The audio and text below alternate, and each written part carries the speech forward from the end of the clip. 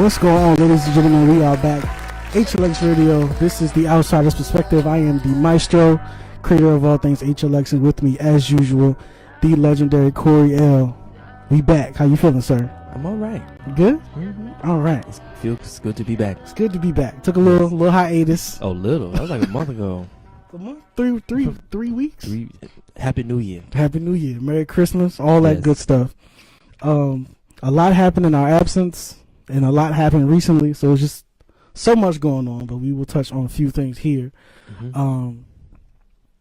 And we were just talking beforehand about, did you want to get into that first? About how music these days and people are narcissistic, so maybe that's why. Sure, yeah. I thought about it today. We were, I'm just looking at rappers and shit. Mm-hmm. And how, you see all these talented people that can play all these instruments and have all these crazy vocal ranges and stuff like that, that's out here, like, they don't do the type of numbers that, like, I guess what you hear on the radio is almost like people, how can I put it?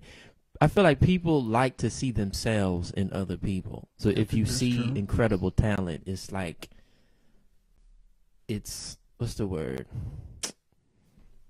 I don't know. It's like intimidated. Like, you're intimidated by things that you feel like you can't do.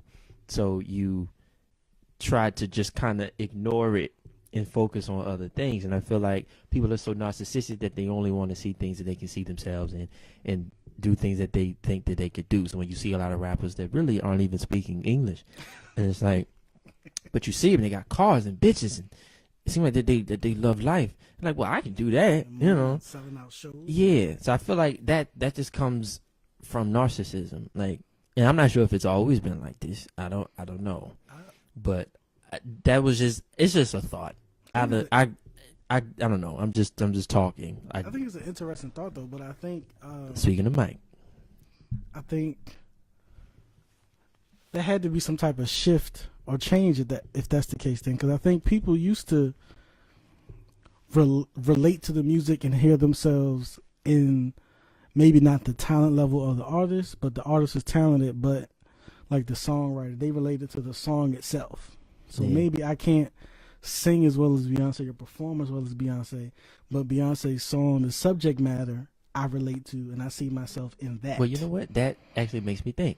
I might backtrack a little bit on what I just said, and maybe what's missing are songs that people feel like they can relate to.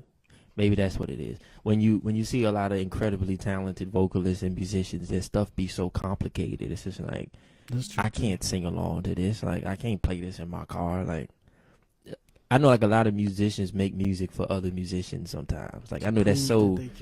It's just so infuriating to me sometimes where they act like you can't get in no groove, because it's like by the time they get in something, they on to the next section and all these crazy chords and all that kind of stuff. And it's cool from time to time, but sometimes it's just way too much. And I don't know. I just feel like, and then on the other end, stuff be so dumbed down. I don't know. It's just like I feel like people just if they had to choose between the extra stuff to make people think too much and other things that just kind of got a nice beat to it, they just gonna go along with that. So maybe it isn't a narcissism thing, as it is still like a connection, they have to feel like they can relate to it, and there aren't a lot of things that people can relate to right now.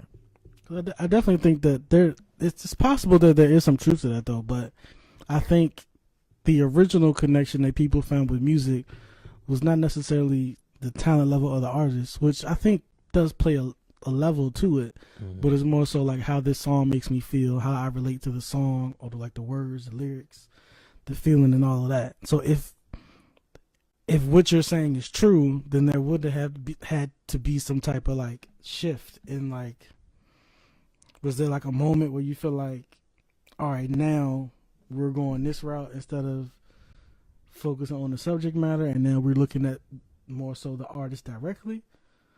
Was there a shift? Because it could have been one, and then now we're at the other. I don't know. I know it was huge when like Soulja Boy dropped.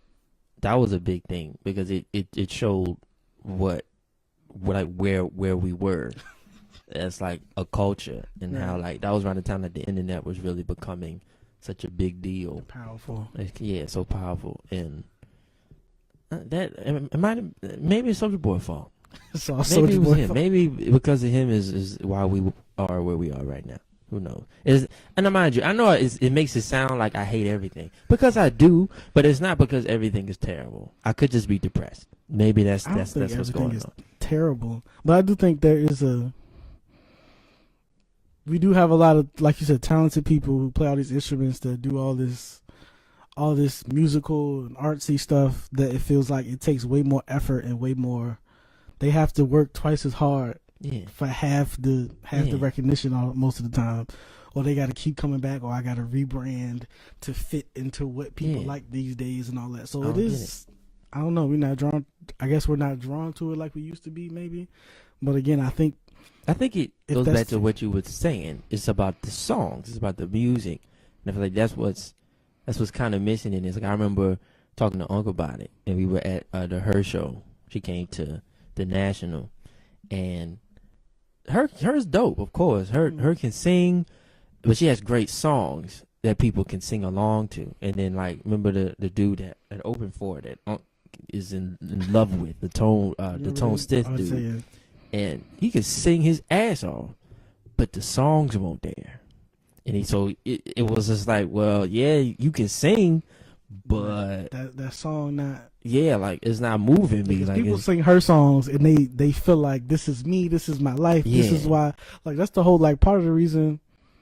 Like her really got the kind of buzz that she got is because other famous people like Rihanna and I forgot somebody else was Alicia like Keys and it's like singing her song like "Focus on Me." Like, they was feeling it. So maybe I'll say that then. Maybe it's not so much about narcissism as it is just about being able to relate to somebody. Still seeing yourself in someone. That's basically what that is. Yeah. But maybe it's not so much about narcissism as it is about that. So okay. Interesting. I think it's a pretty cool thought though. Something we'll maybe look back at it and see how things go going forward. But we do have some music we can get into. We'll come back and talk about the Forbes list. What this money looking like and how these celebrities looking out here. Okay. All right. So, DJ, take us home. Yeah.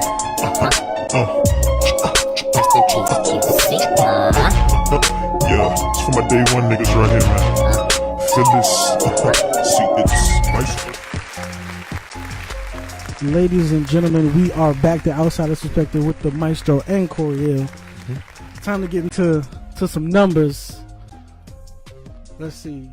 With this Forbes list that they released the top 10 wealthiest celebrities in the U.S.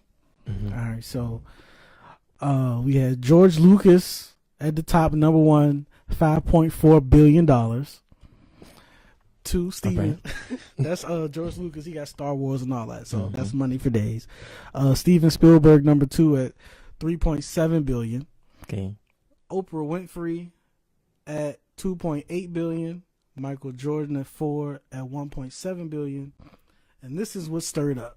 Number 5, the tie between Kylie Jenner and Jay-Z at $900 million apiece. Okay. And this bothers some people. Why? Not necessarily bother people, but it kind of sparked one of those like woke moments on the internet. Oh God. About how all Kylie out here doing is selling lipstick and lip gloss. Okay. And Jay-Z had to work so extra hard, and that just goes to prove, about how black people have to do so much extra to get what white people already have. And it's one of those conversations sparked because Jay-Z has all these multiple business that equal that, and they feel like Kylie's just out here selling lip gloss. Okay, so she's successful. Okay, she's successful at 21. What does that have to do with? I don't. That's dumb to me. That's really dumb. It isn't. Isn't Oprah on the list above that? Yes, she is. Michael number Jordan's 3. up there. Yes, they're both billionaires. Yes, they are. So I understand what people are saying, but it just sound. I don't know. It just sounds like people just wanting to be on social media and argue. That's what it sounded to me. Because I don't see what the problem is. It's okay. Yes, she comes from a wealthy family. Okay, Jay-Z didn't. Okay, whatever. She used a lot of her resources and learned a lot of things. from her parents, I would assume. Her parents and her sisters. And her Kim sisters. and all that. And took what she learned and capitalized. Absolutely. And she is now successful. She's essentially a 21-year-old billionaire. The youngest of all time, I believe. Right? Round of applause. I'm not mad at that. Round of applause for Kylie Jenner. Why are we mad? Like, why are we bringing Jay-Z up? Like, what? Look, I just feel like people just want to argue and create more problems out of nothing. So, shout out to Kylie. Shout out to Jay-Z. They're both fine. Yes. They both they're both are fine. And I then, think, even though Jay didn't come from a family like, Kylie did, Blue's about to. The twins right. are So about to. I'm sure Blue will have her numbers up quite quickly compared to anybody else. So what now? That's going to be a problem? The twins too. Fuck people, man. All they going to do is complain all the time. I think the biggest thing I kept saying was that it took so many multiple things for Jay-Z to get there. Okay. And she just did it with one. Like, he had to do Say and Tidal and Rock Nation, and he had to do all this other stuff. Ain't George Lucas white? Yeah. Ain't Steven Spielberg white? Yeah. Did they come up the same way Kylie did? I don't think I so. doubt that Not they at were all, yeah. 21-year-old They billionaires were definitely not. selling I don't think lipstick. so. I doubt that. So I don't. People are dumb. That's all I have to say about that one. Fair. And I mean it. No argument for me. No argument for me. Well, I guess, did you want to get into the social media now too? Yeah. What about it again? Was just what we said during the break, or even before, we're just tired of, like, social media is getting tired. I'm sick of social media. That's all that is. That's kind of what that is. It's like, Yeah, it's just people arguing and wanting attention, and doing things to get attention, and I guess being out and being an entertainer and making money and all that kind of thing, you start to see, like, what value social media a lot of times really has. Like, people are basically faking it until they make it. Like, they fake it until somebody buys into whatever they're trying to, like, sell. So there'll be people who get all sorts of attention on social media whenever they post something, hundreds of likes, so many shares. You're the greatest. But when it's time to buy merchandise, when it's time to come to the show, when it's time to, it's 10, and I'm one of them. So it's 9 of them. You see what I'm saying? It's like something ain't adding up. And, like, the fact that now, I've gotten into promotion and trying to understand how it all works. You can literally buy these types you can literally buy numbers of, plays and all that kind of thing, and the stuff ain't real. You can't, like, I've seen people, no names, but I've seen people where it's just like, don't nobody know you, so why do you have 1 million plays on the track that you just dropped yesterday? You know who you are. Like, yeah, like, and you know who you are. See, those analytics It's don't like, make sense. nigga, we see it. So it's just like, I don't know. I don't like social media, and I don't like what it's done. It seems like it's done to people. I was always under the assumption that social media primarily was about, like, it was about social networking. It was about keeping in contact with people, communicating, like with family and friends, and like if you have things going on in your life that you want to kind of document, you do it, But it's become like social media that is entertainment as opposed to connection. You feel what I'm saying? So, and especially me being, like I said, we're into the arts and into entertainment, all that kind of stuff. We're surrounded by people who want to be famous, and that gets so, oh my God, that's so aggravating and exhausting. It's just like, who are you as a person? It's just like everything is about your brand and about. They don't know. They don't know who they are for real. Yeah, it gets on my nerves, and people act like it's not possible to eat but still be a regular human being. Like, you gotta be this business all the time. It's just like, and the fact that me saying this, some people are gonna be like, well, you just don't get it. Like, you need to keep up with the, I was like, no, I understand that balance is very important, and I feel like I don't feel like it's any coincidence that we all dealing with depression and anxiety issues and mental illness and all this type of stuff. Like, I don't think that that's a coincidence. Like, I don't think it's a coincidence, but I think social media and even in music bring that up. Like, the relationship with social media, music, songs, and like mental health and depression is really weird right now to me. Yeah. Because I feel like You have a few people out there that are actually like directing people and getting people help, which is great. Do that. But outside of that, I feel like 90% of it is just sad people telling other sad people how sad they are, and like, let's be sad together. Or like, trying to compete about who's that the doesn't help saddest. you. Right? Like, now we all just sad. Like, Yeah. where's the light at the end of the tunnel? Yeah. Like, we all get help. It's none of that. It's all a, hey, I'm sad. Are you sad too? Yes, I'm sad too. Cool. I'll repost you. Like, Let's like I'll how share does that it. help? Like, now Yeah. we all just sad, and like there's no resolution. And then some people they use that. It's like, you're not really sad, you're not really depressed, but that's cool now, and that'll get you shares, and that'll get you likes, and people will feel sorry for you if they think you're sad. Yeah. So they'll repost your stuff. Yeah, I think that's it. Yeah, that's how I feel about social media. I've been trying to figure out like why I don't like it, like why it just gets on my nerves. Like, I'm not on IG no more because it's exhausting. I'm barely on anything. You know, Facebook, I might get on Facebook. That's just to keep up with like people I already care about. Right. And I'm unfriending every day because it's like, I don't know how I ended up here or where you came liking from. all these random pages. Yeah, but it'd be like people from like high school that I didn't talk to anyway. It's like, We don't have to do we this. don't have to keep doing this.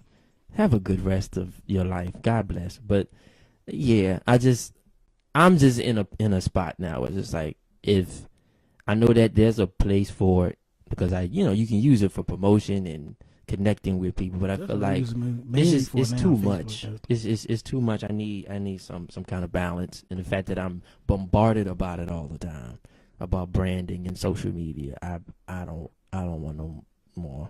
I'm done. I don't want no more. I'm had enough.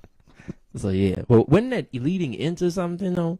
Well, that was supposed to go into our talk of like, we're now in the era of like saying what you said 10 years ago, and let's punish you for it now because we just found it, or we were bored. So everybody's problematic. Decided to scroll back 10 years to see what you said. Which one? Why? Like, what made you go to this person's page and just keep going back 10 years? Envy. Like, you just wanted, Jealousy. you was looking for something. Yeah. And it took you 10 years to find it. That person is not who they were 10 years ago. Yeah. 10 years ago, Who none is? of us are. If you are, there's a problem in you that you have not moved or grown in 10 years. Why are we? Because the most recent one, that's what made me like annoyed.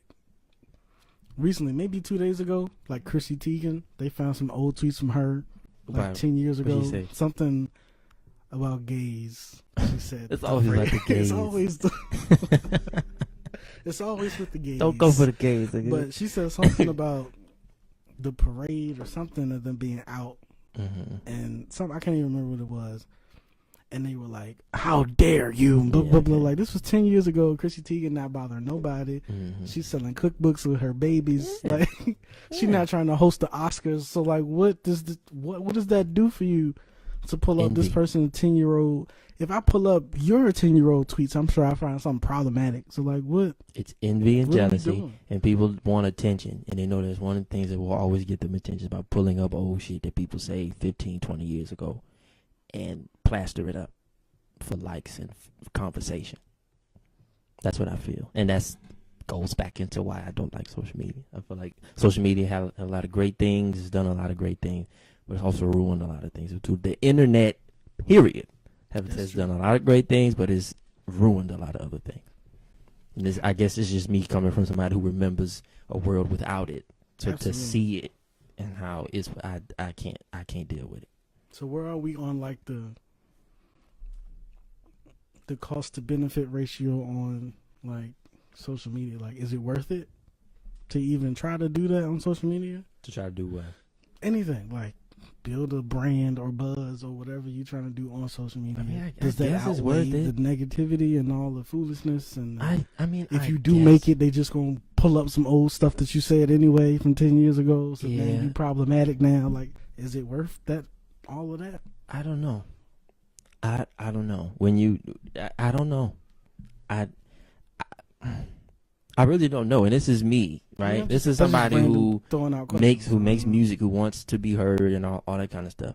But wanting to be heard, is it worth going through all the bullshit that you got to go through? I don't know. I don't know. That's fair. something I That's a gotta fair go and pray about or something. But I I don't know mean, because I Just don't know. to add, like, depending on how problematic they think it is, you can lose jobs. Yeah. You use money.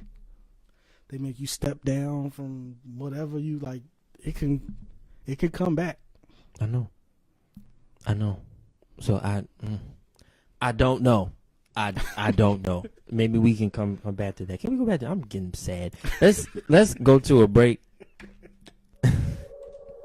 We'll be back. Take us home.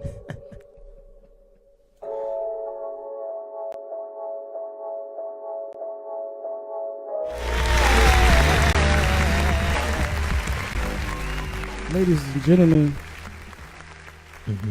we are back. The Outsider's Perspective. Maestro Coriel. And now we're going to talk about, this is the money talk segment. We get into the finance. I love this. This is everyone's favorite part of the show. Clearly. I don't care. The analytics definitely show. But normally we talk about our portfolios, the M1s and all that. But the market as a whole is just down right now. Yes. So it's not really much to get into other than niggas is losing money. Yes, I'm bleeding. I'm bleeding. Yes.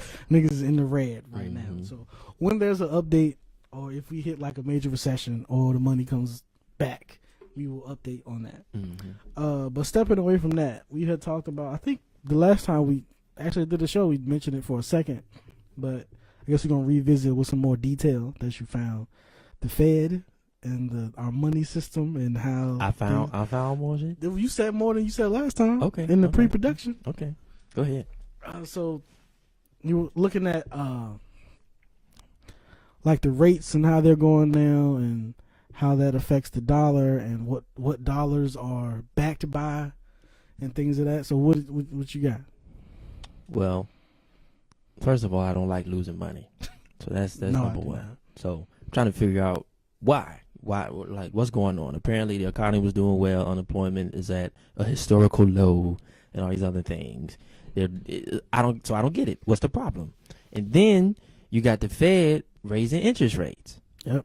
So it's like, so why? Like, what for? So apparently, from what I'm getting, is that the Fed thinks that the economy is strong enough that it's able to handle it now, because they feel like with the interest rates being so low, like you were telling me, it somehow devalues the dollar because money's everywhere. So they're trying to make money more scarce. But when you make money more scarce, when there's less of something, it's more valuable. right? But then there's less of it. So it's worth more. But it's less of it. So it's like I was doing well, but now this, I guess based off of like things that we borrow, like our interest rates on everything are going to increase. So it's like, wouldn't that somehow make it like it would force me to not spend as much money? Therefore, it's less money circulating.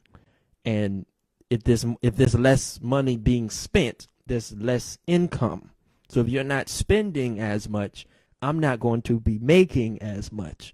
So I think the Fed, I'm seeing that there's something wrong here. Like there's something, like I get that we want to kind of make sure that money stays valuable and all that kind of thing. But there was a way we could do that when it was backed by something. But it's not backed by anything but on us and the taxpayer. Right. And the only way to be able to, like, just the fact that the Fed has the control to, I don't know, just to manipulate the economy. So if the economy is doing well, you stop it, because then in turn shows your bullshit. That's what it seemed like to me. It's like, wait, they might catch on. Now, how exactly? I'm still getting there. But there's something. We had a president, Andrew Jackson, right, that completely destroyed the federal bank. We didn't have a federal bank. Our debt was at zero. He won, right? And it seems as if he was the last one to do it. So then, like after like 80 or so years, they reintroduced it, right? Because then like the people who came before them was like, you don't want a central bank like that. You don't want that. People they have been fighting against a centralized bank for a while. Right. I thought that's what the forefathers wanted or something like that. So it seems like for years there have been people like Abraham Lincoln and John F. Kennedy who were giving, I guess, hints of them trying to dismantle the Fed, and you see what happened to them. So it's something real fishy going on. And mind you, I'm 25 and black, so I'm young, and I won't think about this when I was younger, but it's just like now I'm thinking more about it, and it's just like something ain't right. Like it's just not right. Like if the economy's doing well, but you stop it, because if it does well, then that means you don't do well. Well, I think that the only argument that I can even think in my head of like the argument of it's doing so good we need to stop it is that, again, this was in relation to Trump's tax thing. So it gave tax breaks to all these corporations. So all these corporations had like an influx of free money that they had on hand because they had to pay out less in taxes. So again, like we said, the less there is of something, the more valuable it is. So in the flip side, the more of something there is, the less valuable it is. So their reasoning, I heard this on like CNN or something, someone trying to explain it, an analyst saying that if they didn't like raise rates or do something to counteract this influx of money, the value of the U.S. dollar goes down because there's just so much of it. Yeah, but so you risk your dollar being like worthless. I get it, but it's like if it's backed by something, it's worth something. You feel what I'm saying? Like if there's something that I can exchange this for something else, that you can actually touch, that's real. You feel what I'm saying? Like yeah, so like, but let's just say, for example, like gold. Like say our money was backed by gold, so we can exchange this dollar for the equivalent value of whatever that gold is a piece of gold. I still think that as far as the individual dollar is concerned, the problem of inflation still is an issue. Cause still, no, the dollar is the problem, not the gold. It's dollars are nothing but notes. Dollars is just, well, they were at one point. They were just promises that in a reference to yes, this thing that's back. This is how much gold I have, but here's a note proving that represents how much. Right, and it's easier to exchange paper than it is to change fucking gold. It's but unnecessary. The paper doesn't have any value at all. Like it only has value because we agree that that's what that means. Right. Yeah. But the thing is, it doesn't make any sense. Like it doesn't make sense. And I feel like the Fed is afraid of that. So they're afraid of us knowing that, because once more people figure that out, then the dollar, regardless of what they try to do, isn't going to be worth anything. That's not just the U.S. dollar. Like most it's the paper. That's what I'm saying. It's the paper. It's the note. Yeah. So that's what I'm saying. Like something, I'm still trying to figure it out. But there's something very wrong. And if you to just think about it too, a lot of the countries that actually have the resources that they could possibly back up their dollar are like some of the worst, like war torn, like people with all the oil. We go over there and F them niggas up all the time to take it. Yeah. But they could back their money up with oil. Africa and that, they have the gold and the diamonds and all that, but that's always dealing with some level of people coming in and doing too much. So it seems like all the countries that could in theory set up a system where their funds are backed by actual resources they have, we don't let them set it up. As soon as they get close to setting something up like that, weapons of mass destruction. Yeah. I think that debt and credit and interest and things like that, there's something, then like, I don't really care about much about what the Bible says and all that kind of thing. But there was a point here that was made by like Jesus about like charging people interest, right?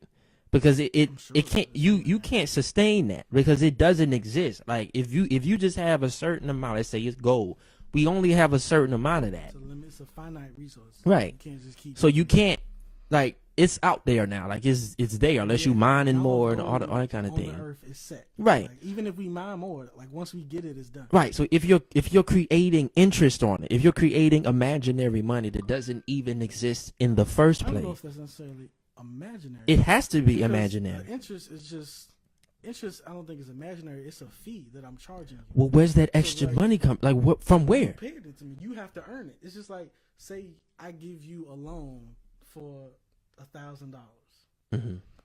and I'm charging you interest on it. So say when you pay me back, you pay me $1,100. Mm-hmm. You have to obtain the actual value of that $110. You have to come up with the finite 110. I'm just giving you the 1,000 now to hold you over for whatever you needed that money right now for. Mm-hmm. But the interest you pay me back is real. It's just that I didn't really do anything to earn it except give you my 1,000 up front. Okay. You had to go work some OT or whatever to get that extra 100 to give me back. But that's real money. That makes sense. That's just an agreement. You just agreed to give me extra money for the lump sum that I gave you now. That makes sense. Something is still not right. So I'll figure it. This is a thing. It's I'm just a thing. gonna keep thinking about it and reading up on it. But something about this system is very wrong. It's very, very wrong. It's very scary that there are people who are able to control it. It's really freaky to me.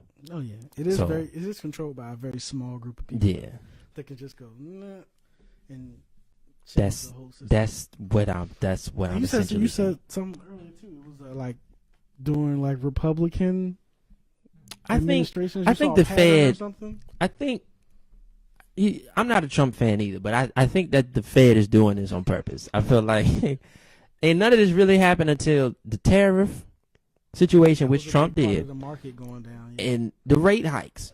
After the rate hikes, because even with the tariffs, volatility started around that time, but we were still doing well in terms of the stock market. Yeah, you was just unsure of what. Was But happening. once you start raising rates, people start pulling their money out of that, and I'm not gonna mess with that no more. I feel like every time we have a Republican in office, there's some shit that happened. Like we had, I think the only thing that I remember was like the .com bubble, but that was like when Clinton was on his way out of here anyway, and then Bush came in. And we had that big bubble in like 2000, 2001 or something like that.